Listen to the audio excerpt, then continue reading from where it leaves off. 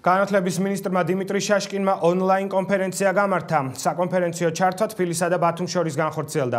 თბილისიდან მასში მონაწილეობდნენ საქართველოს განათლებისა და მეცნიერების მინისტრი დიმიტრი შაშკინი, მინისტრის მოადგილეები, საჯარო სამართლის იურიდიული პირების ხელმძღვანელები და სამინისტროს წარმომადგენლები. ბათუმიდან კი აჭარის ავტონომიური რესპუბლიკის განათლების მინისტრი გია აბულაძე და აჭარის რეგიონის სკოლების დირექტორები. დიმიტრი შაშკინმა სკოლების დაფინანსების ახალ წესზე ისაუბრა და სკოლების დირექტორთა შეკითხვებს უპასუხა.